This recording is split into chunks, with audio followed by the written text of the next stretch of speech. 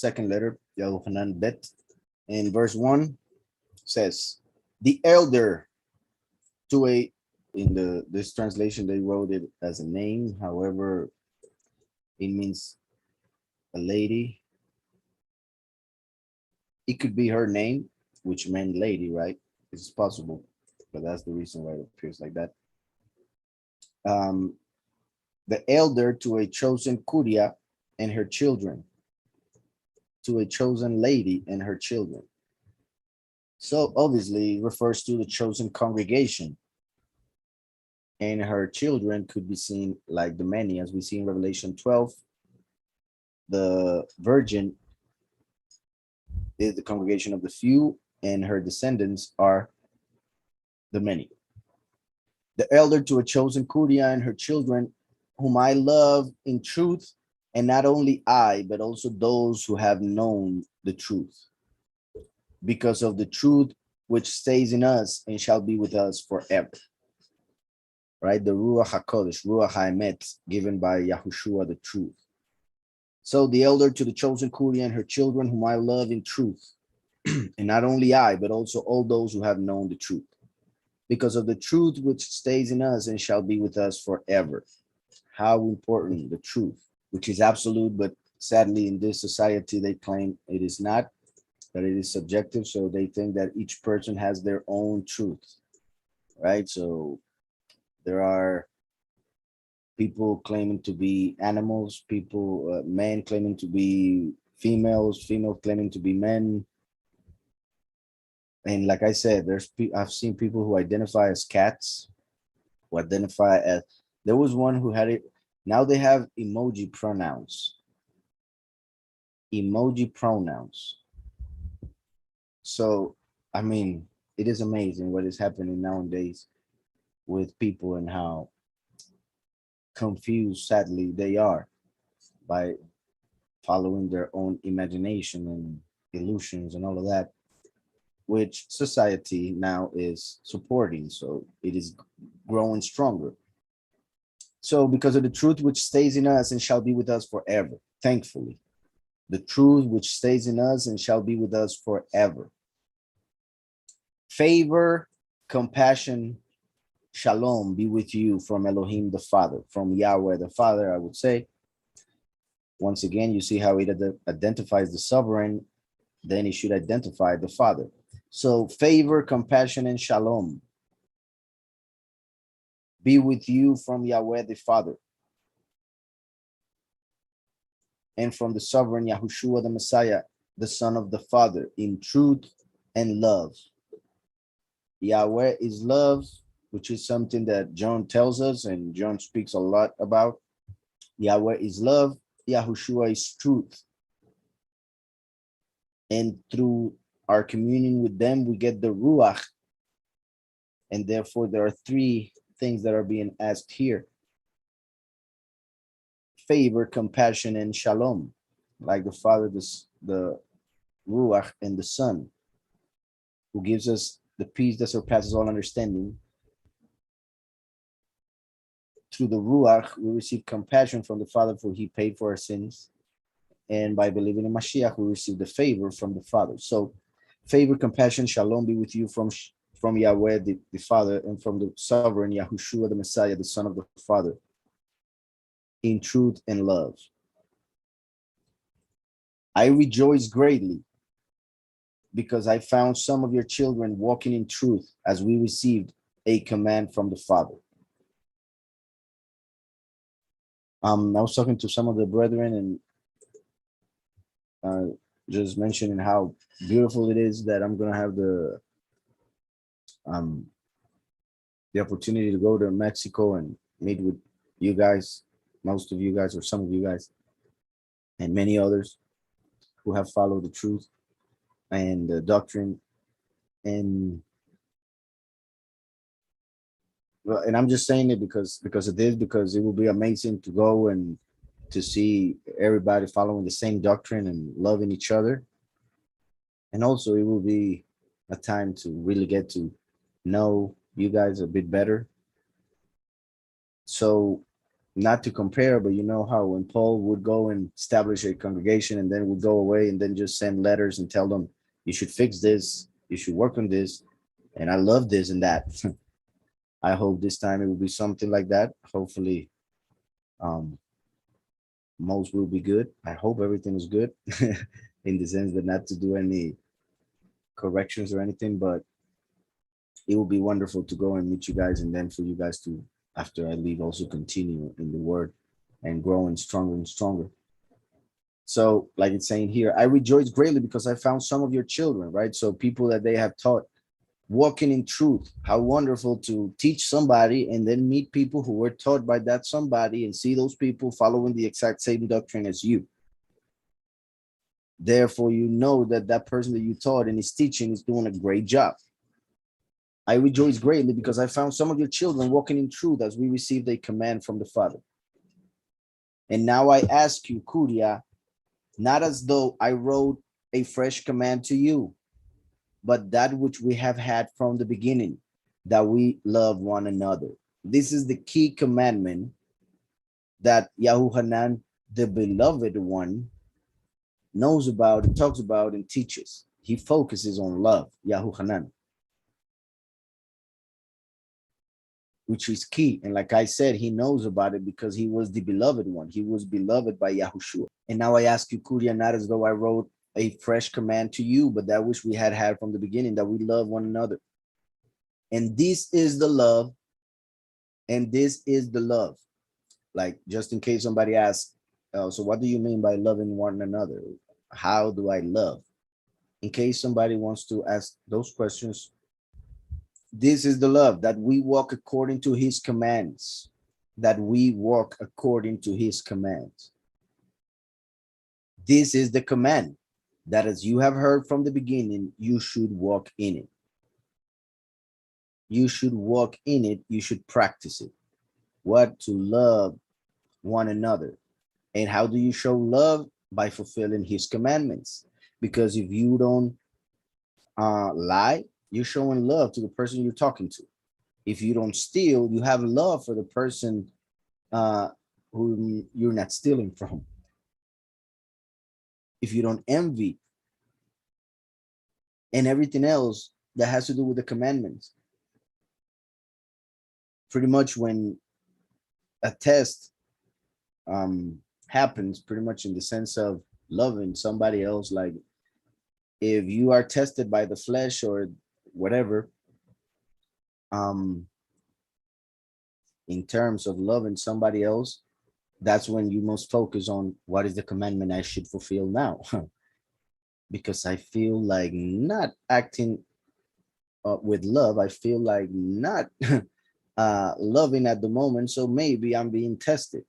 How can I show love right now when I'm being, when I'm not feeling it? And I'm just saying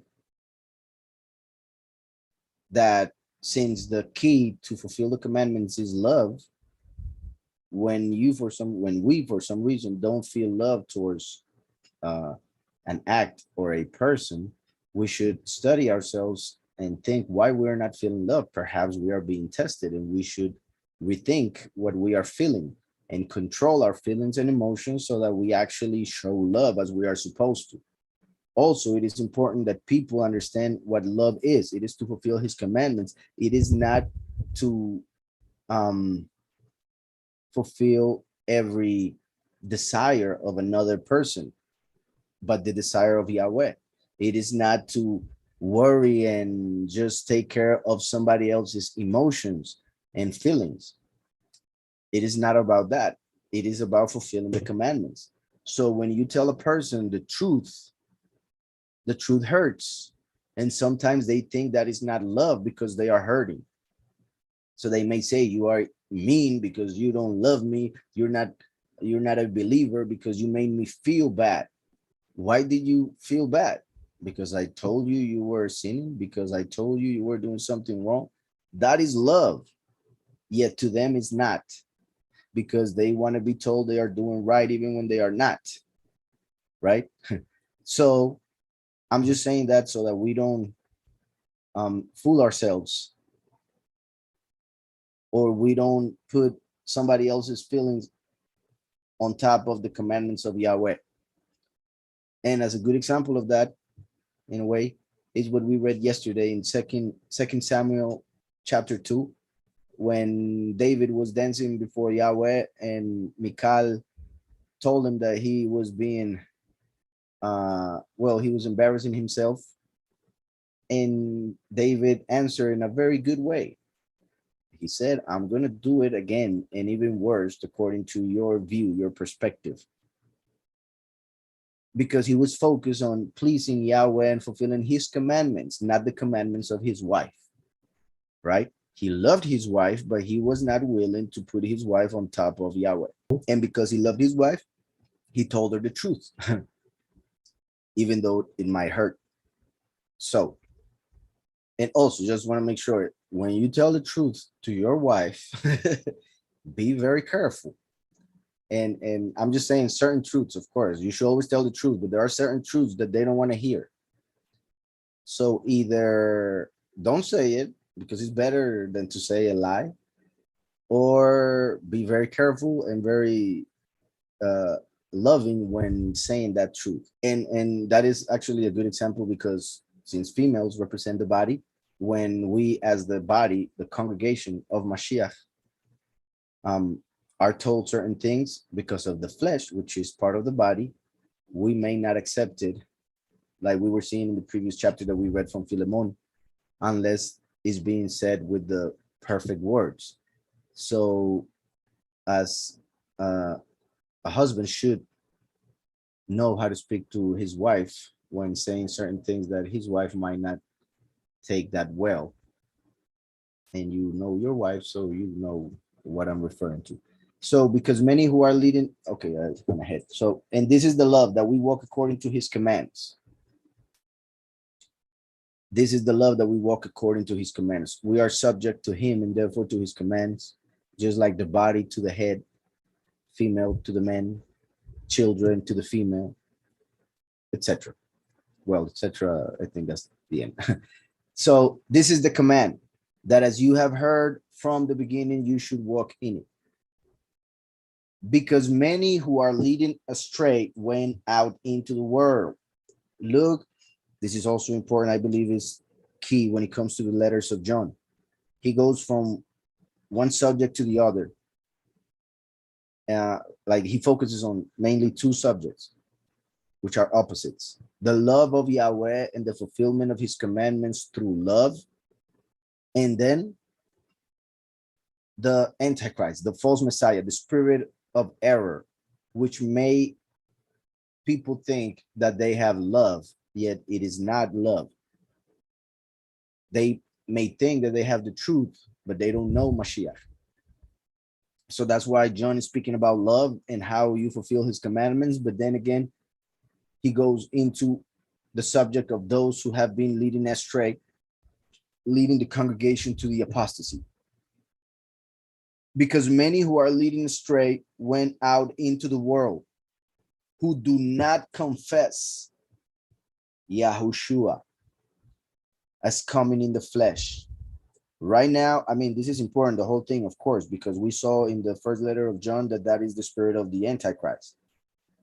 But let's say, because of the fact that the congregation, the church, I should say now, went into the apostasy, went away from the truth, this part, they all claim to believe in it. However, they don't confess Yahushua. They confess another name. And so the one who came in the flesh, according to their opinion, is a different one, right? Because if they do not confess Yahushua as the Messiah, then why we should keep reading? They don't confess Yahushua at all. And those who claim to believe in the Messiah as coming in the flesh, once again, they do not confess Yahushua, so they claim that the Messiah is another one. I hope that's understood. Obviously, the whole thing is important, but now, because many who are leading astray went out into the world, they went out into the world already 2,000 years ago when John was writing this. Yahushua was writing this almost 2,000 years ago, right after Mashiach, and he already said many went out into the world. So imagine after 2,000 years, how many are within the world, the congregations, the nations, and all of that, who do not confess Yahushua the Messiah as coming in the flesh. And also, how amazing that not long after Mashiach had come literally in the flesh, there was already people claiming he didn't. So Mashiach came in the flesh. A few years after, there were people saying, no, he didn't. That's not true. He came, but not in the flesh. So why would we surprised? Why would we be surprised at the fact that there are so many people nowadays that don't believe that Mashiach came at all, or that he existed, or whatever? 2,000 years later, compared to this moment, obviously, it would be a lot worse nowadays. Yet people, when they hear somebody who thinks to be smart, claims that the Messiah didn't come, they start doubting. People have a friend who doesn't believe, they start doubting. People read a book from somebody who has a nice vocabulary but no faith, they start doubting. But 2,000 years ago was already a problem. What can we expect now other than so much worse? My point is that it should confirm the truth that it is within us. It should confirm the truth which stays in us and shall be with us forever. Because many who are leading astray went out into the world who do not confess Yahushua the Messiah as coming in the flesh. This one is he who is leading astray. This one is he who is leading astray and the false Messiah. So the false Messiah is a spirit that is the one leading astray into the apostasy. And he is the one who makes people not confess Yahushua the Messiah because he wants to be the one they confess. And since he hasn't come in the flesh, he has to make those who confess his name believe that Messiah did not come in the flesh. Verse 8. We get emails. That's why we got it. All right, so verse 8. See to yourselves that we do not lose. Let me see something first. Leading astray, verse 7. See to yourselves that we do not lose what we worked for, but that we might receive a complete reward. So in the time of Yahweh, there was already an apostasy going on. So he has to write to those whom he had taught to tell them, yo, be sure not to forget what I taught you, what you know, that Mashiach came in the flesh. I knew him. I saw him die. I wrote about it. Because a lot of people have come with different teachings. Don't believe them. Be careful. The difference that we have in our time, and most people sadly don't understand, is that we were born in the apostasy. We were born already with a bunch of lies that we had to get rid of. They had the truth in the beginning, and then the lie was coming. So John tells them, be careful, do not accept it. We were born with the lie, so we must reject it. And that's what most people find it hard, because they don't want to reject that which their parents taught them. They don't want to reject the tradition. They feel bad because they have an emotional connection to it. They have ties to it emotionally. So they feel that if they cut those ties with those traditions and false teachings, they are cutting ties with their loved ones, with their parents, with their whatever. And that makes no sense, but that is to be ruled by emotions, by feelings. And that is something that nowadays is being done a lot, but we should be careful not to allow our feelings to control us. The truth that is within us is eternal. That's why it will be with us forever. Emotions are not eternal. Even though we might have emotions for eternity, Emotions change with time. You feel one way now, you feel different later. You're hungry now, you're not hungry later, if you eat, of course. So what I mean is that in this reality, because of the flesh, our emotions, our feelings change constantly. So we cannot be led by that, because then we will be like those who turn back, like the waves of the sea, like the clouds without water that scripture mentions. See to yourselves that we do not lose that we work for, but that we might receive a complete reward. We should work in Mashiach to receive the complete reward, in the sense that we should complete our work, not lose it through a false doctrine. Everyone who is transgressing and not staying in the teaching of Mashiach that does not possess Elohim, does not possess Yahweh. Everyone who is transgressing, anybody who lives in sin, who practices sin, and is not staying in the teaching. Look how important most people, well, no, not most people, well, perhaps a lot of people, they either go to a church where they don't receive any teaching, they just receive motivation and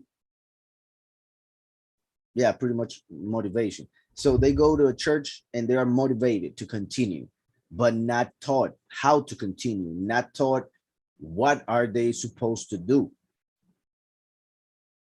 While others who see the lies in those congregations come out, and because of those congregations, all of a sudden they don't trust anybody or anything. So they just want to be by themselves, which goes against what scripture tells us about loving your neighbor, brotherly love, about having a congregation, etc. So they forget about key things because of their emotions, once again, because their emotions were hurt by a wrong pastor. Their emotions were hurt by a wrong congregation, wrong doctrine. So now they don't want nobody, and they don't feel like anybody should teach them. But the teaching is necessary. My point is, a lot of people just want the favor, just want, as they say, the grace. They want to be saved. They want to believe that through their belief in Messiah, they are saved. That's it. That's all they want and think they need. But here we are being told, everyone who is transgressing and not staying in the teaching. So you must not transgress, but also stay in the teaching. People do not want to be taught. People don't, well, there are some people who do not want to have teachers because they want to be the teacher. And that is another issue with lack of humility and other things.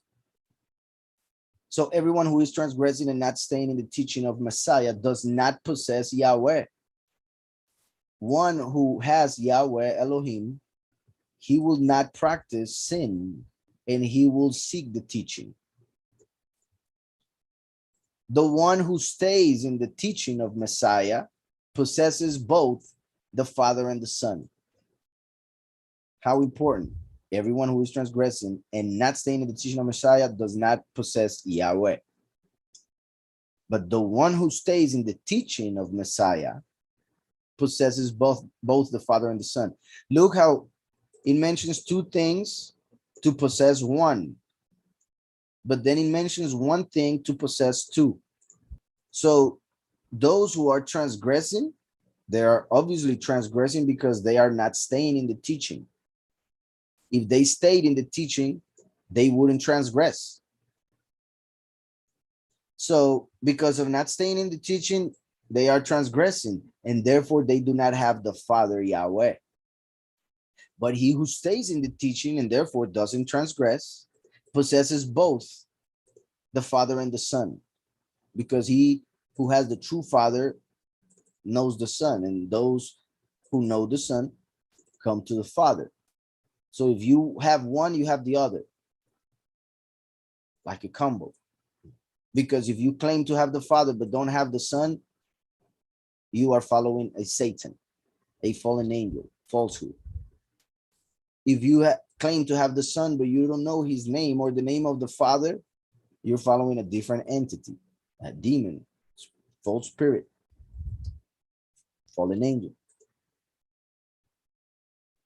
Also, the teaching of the Messiah obviously goes with the Son, who is the Messiah. And therefore, he who transgresses is against the Father, because how do you show your love for the Father? By fulfilling his commandments, therefore not transgressing.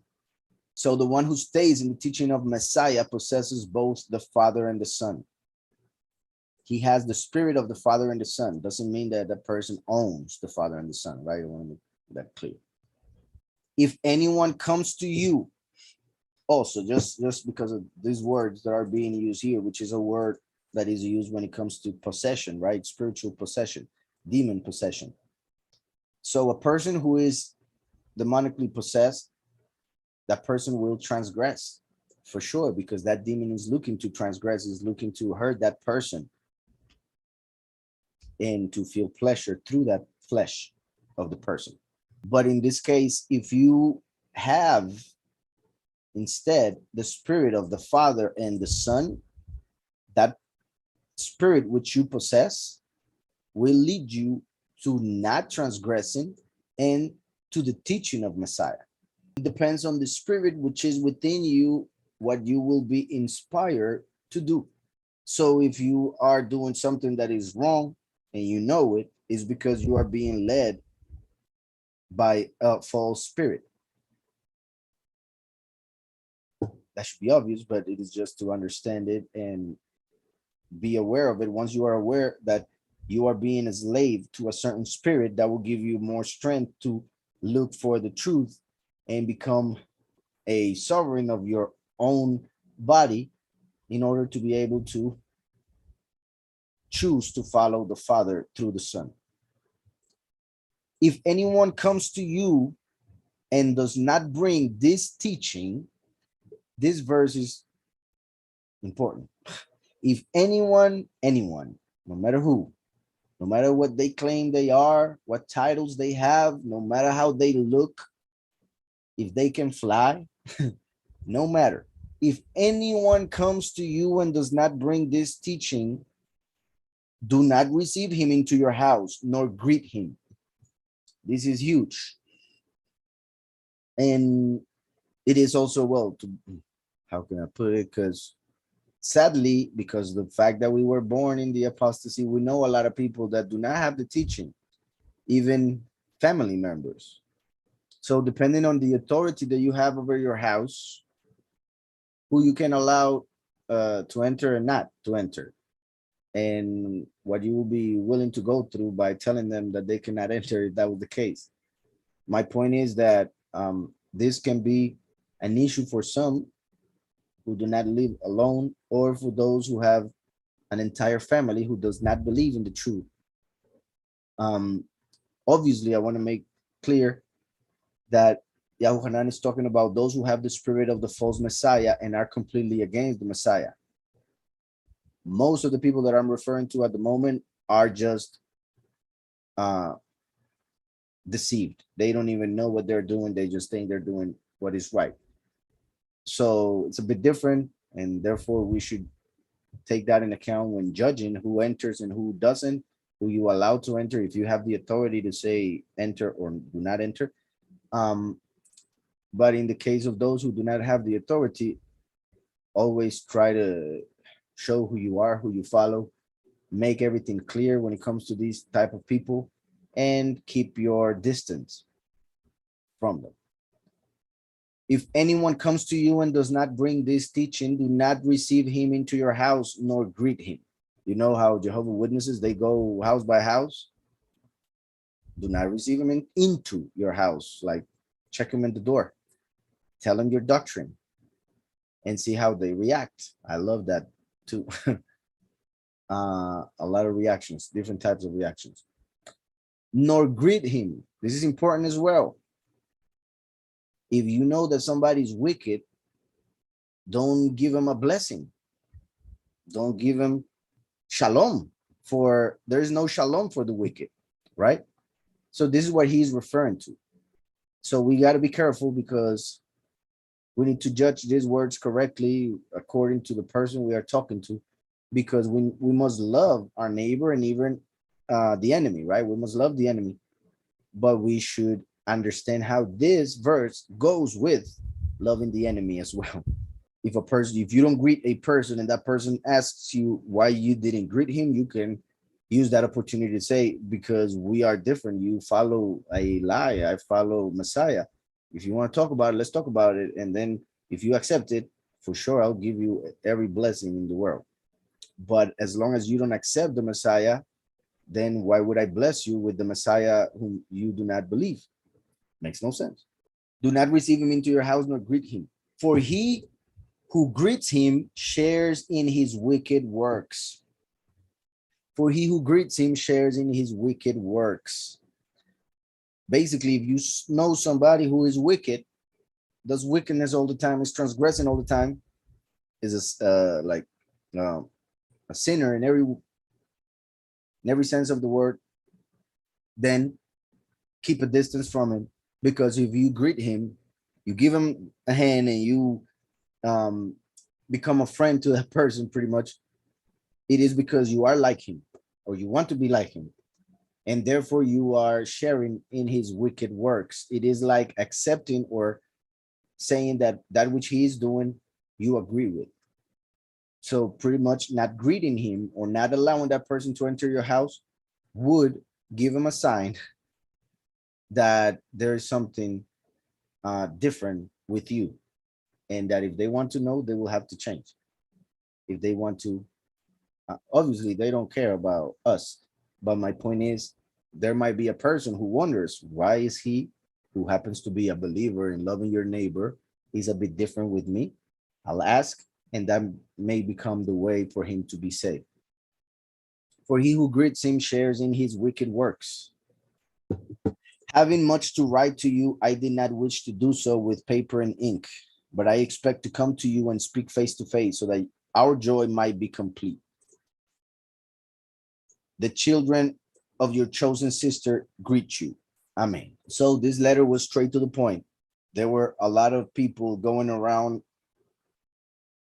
teaching falsehood, going against the confession of Mashiach as Savior and confessing that Mashiach came in the flesh. So John tells them, be careful and don't even allow them to enter your house, because remember that your congregation is at your house. Do not greet them, because if you greet them, you are being like them, and therefore you are sharing their wicked works. So remember to keep a distance, to be set apart from the world and from those who are of the world. If anybody asks you why you are like that, then take that opportunity to teach of the Messiah and of the Father, of course, but always be vigilant to keep the true doctrine, the teaching of the Messiah, as Yahweh told us.